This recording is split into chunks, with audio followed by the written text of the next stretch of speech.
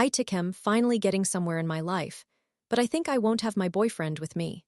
It may appear to be a complaint typical of a teenager, but this will be very, very lengthy. Please bear with me if you wish to continue reading. I am 27 years old, and I was not an exemplary student who consistently achieved high grades.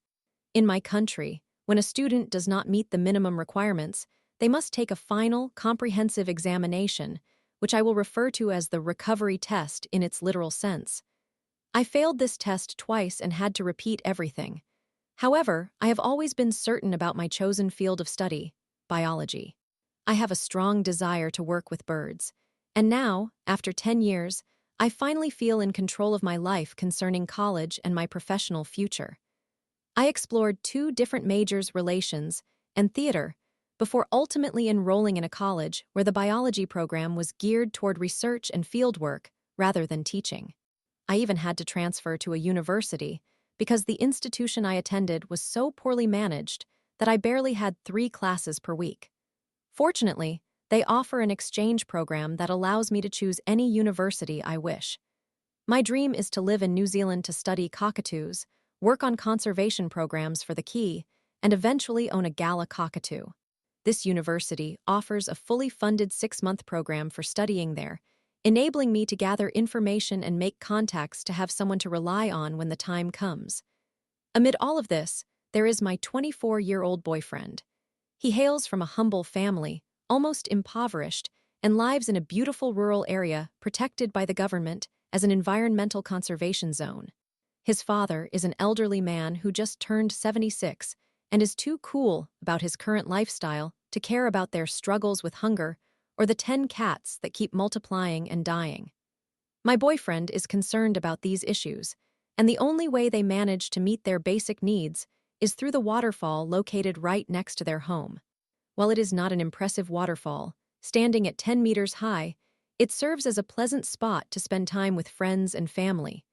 Unfortunately, people often leave trash behind, such as cigarette butts and beer cans or glass bottles, and they do not bother to pick up after themselves or provide large trash receptacles.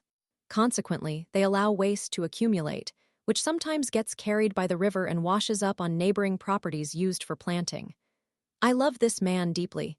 He makes me laugh, and his love language, unfortunately, consists of annoying acts directed at me, which I must admit that I enjoy. However, there are 3 concerns that are making me think excessively and causing me significant anxiety. My father proposed that I take a test to transfer to a public, recognized university, which would bring me closer to my dream of living in New Zealand, as I could receive a scholarship for my remaining classes. From what I have gathered, the test covers all the material I have already studied, so I would only need to review. It is a 10-minute drive from the location where I am expected to intern. Since this location is in another state, I would only be home during holidays or vacations, at most. Back when we were still dating, he asked how long my undergraduate studies would take. I mentioned it might be another 2 to 3 years, and he replied, "Okay, then I have 3 years to fully learn English to go with you." It is important to note that he made this statement before we were officially together. We do not live in an English-speaking country, and English classes are notoriously inaccessible here, so not many people have the opportunity to learn. I was fortunate that my father could afford lessons for me until I reached the point of preparing for the TOEFL examination, but I have not taken the test yet. However, whenever I go on vacation for a whole week, he claims that he cannot go because his father needs him. I am terrified that we will have to break up, as we have already discussed that we have reached a point where we either marry or face a horrible breakup. If he cannot spend a week away from home, how can he endure being with me on the other side of the planet? I live in Latin America, surrounded by people neither of us knows. Another issue is that I have always dreamed of having a child, and since childhood, I have wanted a daughter. Recently, I underwent a birth control procedure to have an intrauterine device, IUD, placed, as I have polycystic ovary syndrome. I need to regulate my testosterone levels to avoid more severe issues, such as ovarian cancer, in the future. My boyfriend has never fathered a child and has never impregnated anyone. Regardless, even while I am using this contraceptive method and on my period, he refuses to engage in sexual relations with me because he insists he cannot do so without a condom. When I ask him about it, he says, "I'm scared of being a father." This fear is distinguishable from not wanting to be a father. If he truly did not wish to have children, he would seek a vasectomy, which is offered for free in our country, although it can be challenging to obtain approval. He frequently shows me images and jokes, saying, "Haha, that would be my child."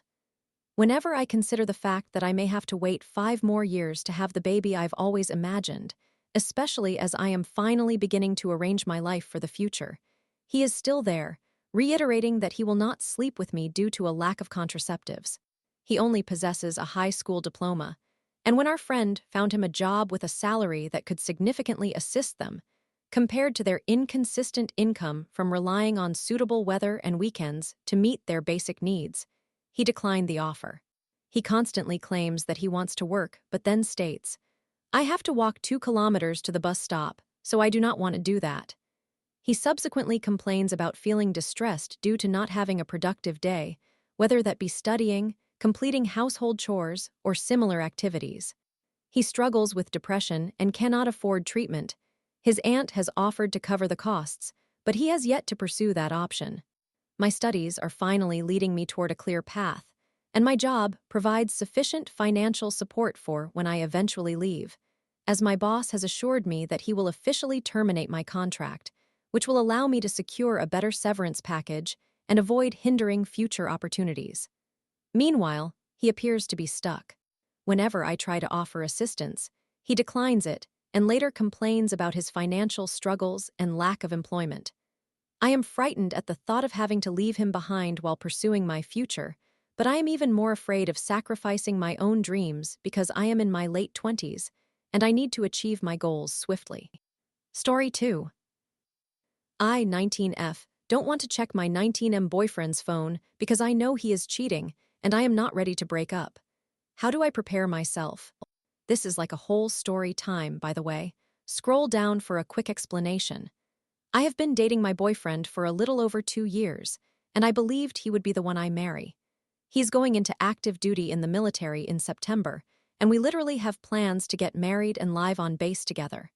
Initially, I could not envision a future without these plans, but now I cannot picture my future with these plans at all. To break it down, in September, exactly 6 months ago, I suddenly got an unsettling feeling that he was cheating on me, which was a feeling I had never experienced before. I also have never checked his phone. He was not very interested in having sex, which was unusual for him. One time, while sitting in the car, I opened his phone to change the song and accidentally clicked on the Instagram application, and a girl's profile suddenly appeared. I quickly swiped out, and he became somewhat protective, asking what I was doing on his phone. I then started to notice that he was taking his phone everywhere, even to get a drink from the kitchen or let the dogs inside activities for which a phone is unnecessary. Another thing I soon realized was that he had turned off his Snapchat notifications because I had sent him a picture that he had requested, and he did not receive the notification. This was when I recognized that something was not right, so I shared my concerns with my friend, and she suggested I purchase Snapchat Plus to check his Snap score. Disclaimer: I personally believe that checking Snap scores is unhealthy, but it is challenging to catch a cheater, so you must do what you need to do. She was correct. His score was rapidly increasing, about 400 snaps a day, which was peculiar because he typically only Snapchats his 2 brothers and a few friends each day. He does not usually use the app extensively, so the Snap score seemed exceptionally high for someone who does not communicate with many people. Naturally, I found this exceedingly suspicious and decided to check his phone. Luckily for me, he would sleep with his phone beneath him, on his pillow, or on the other side of him. How did I never notice this before? Then, about a week later, when he took his phone into the bathroom just to take a shower, I asked if I could join him in the bathroom. We sometimes do this, to which he replied with a curious why.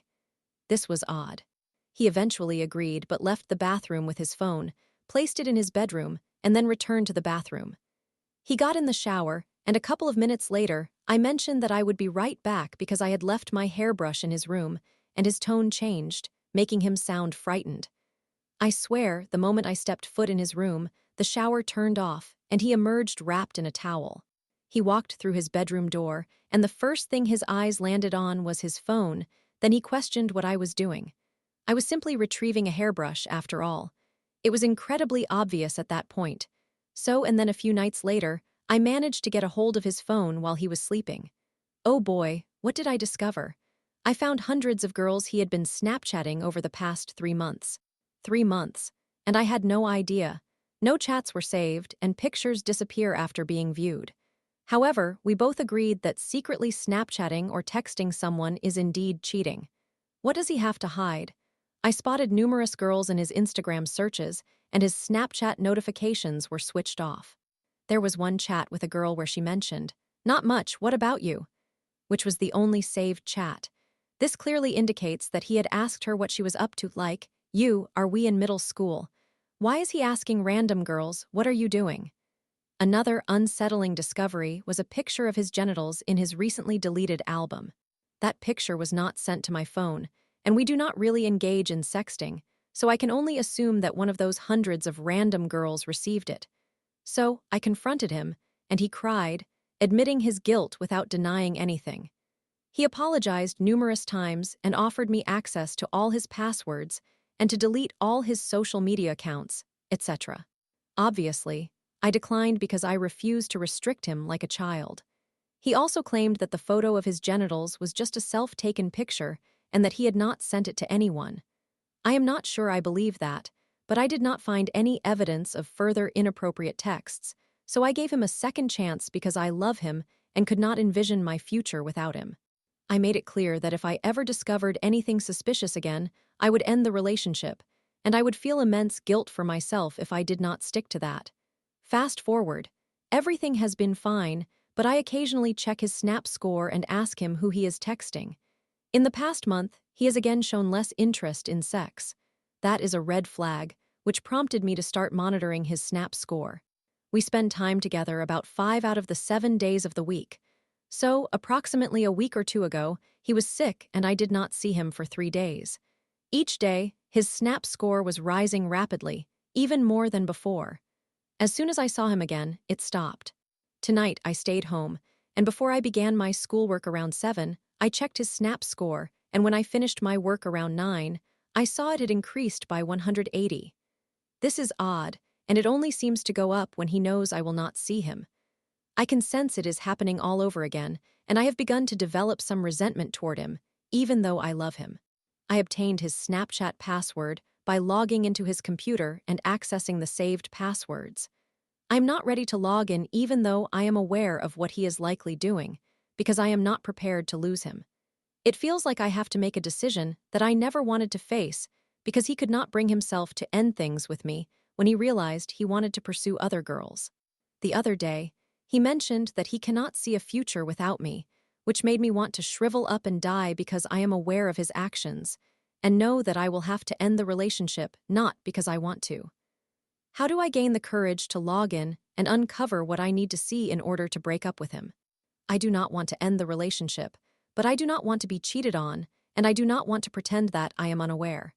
Short version, my boyfriend cheated on me once, and I forgave him and gave him another chance. I made it clear that if I found anything strange again, he would be single. About 6 months later, now, I am almost certain that he is cheating on me again because he is behaving the same way he did before I discovered his infidelity last time. I have his Snapchat password, but I hesitate to log in because I know what I will find, which means I will have to break up with him. Story 3. Stuck in a cycle. After 4 years with my partner, his insecurities over my past lead to constant fights and controlling behavior. I take him emotionally drained, he struggles with addiction, and I take him questioning if our relationship can be salvaged. Is it worth saving? My partner, 34 years old, male, and I, 24 years old, female, have been together for 4 years and have lived together for the past 2 years. In many ways, he is my best friend and I love him deeply. However, lately, I feel like I cannot manage the cycle of arguments that we keep having. Every time I believe we have moved past a particular issue, the same problems arise again, and I am beginning to feel drained. For context, we met in Alcoholics Anonymous because we have both struggled with addiction in the past. This is relevant to some of the problems we are currently facing. The first major issue arose when he discovered my previous relationships. I was 20 when we got together, and prior to him, I had mostly dated black men. I did not believe this would be a problem, but he became fixated on it, particularly the stereotype regarding size. Even after I reassured him multiple times and pointed out that his size is no different, he continued to obsess over this for years. He seemed to have finally stopped bringing it up about 6 months ago, but it was exhausting and frustrating to deal with for such an extended period. That insecurity subsequently led to trust issues. He began checking my phone because he feared I would leave him for a black man. This accusation was painful, particularly because I was still practically a teenager when I dated others, and I was simply trying to find validation wherever I could due to my difficult upbringing. It felt unjust to have things I did as a teenager thrown in my face in my adult relationship. Things became even more complicated because of our connection to Alcoholics Anonymous. I had struggled with stimulant abuse early in our relationship, but I got clean because I wanted to be with him. I got my life in order, started working full-time, and returned to school. Eventually, I was prescribed medication for attention deficit hyperactivity disorder, but I abused it again and ended up running out early. In a moment of weakness, I reached out to 2 men I knew who had some. And yes, they were black. This triggered all his old insecurities, not because of the pills I sought, but because of whom I contacted. I understand why he felt betrayed since I had broken his trust, but what troubles me is that he will not let it go, even though I have worked hard to rebuild trust. Meanwhile, he cheated on me first. I discovered flirtatious messages between him and another woman. He apologized, blocked her, and I moved on. Nevertheless, he still holds my mistake over my head, even though I never bring his actions into our discussions. Even worse, months after his apology, he asked me if the same woman could give him a tattoo. She is a tattoo artist who happens to work with my father. I calmly informed him that this was an unreasonable request, especially when my own father is a tattoo artist and could do it instead. Then there is his paranoia. If I am in the same room as a black man or even just a man of my age, he insists that I was looking at them or paying excessive attention to them. Most of the time, I do not even know who he is referring to, or I might be at a social event, simply being polite, and he will accuse me of flirting. It has reached a point where I feel like I have no individuality outside of him because I constantly modify my behavior just to avoid provoking him. At the same time, he has been secretive on social media. I went through his accounts and saw direct messages, compliments, and likes on other women's photographs, some as recently as mid-2024. Yet, he monitors me as if I am the unfaithful one, despite the fact that he was the first to cheat. The aspect of addiction makes things even more challenging. Recently, he experienced a significant family loss and has been coping with heightened stress. I empathize with him, I truly do. However, his coping mechanism has involved taking large amounts of controlled anxiety medication and drinking kava shots every day. This transforms him into a drunken zombie, and it frustrates me because if I even make one mistake with my medication, he makes me feel like the worst person on earth. Additionally, he requires constant reassurance, especially in a sexual context. If we do not have sexual relations at least twice a week, he sulks and assumes it is because I am no longer attracted to him. But honestly, I am exhausted. We have been going through this same routine for 4 years, and I have reassured him repeatedly. I feel like I have nothing left to provide. I am genuinely at a loss. I do not know whether I am the one at fault if he is, or if we are simply toxic together. I want to resolve this, but I do not know how, nor do I know if I even can. My question: how do I break this cycle? How do I rebuild trust when it feels like I am the only one making an effort? Am I being too forgiving of his issues while he is being too hard on mine? I sincerely wish to save this relationship, but I need to know if I should even try or if this is beyond repair. Summary: I have been with my partner, 34 years old, male, for 4 years. He has profound insecurities about my past relationships with black men, which have led to trust issues and controlling behaviors, monitoring my phone, accusing me of being interested in other men. I made one mistake texting old contacts for ADHD medication, and he will not let it go, despite being the one who cheated first. Meanwhile, he has been flirtatious on social media, drinking heavily, and excessively using controlled anxiety medications. I feel like I lack individuality and nothing left to give emotionally. How do I fix this? Or is this relationship doomed?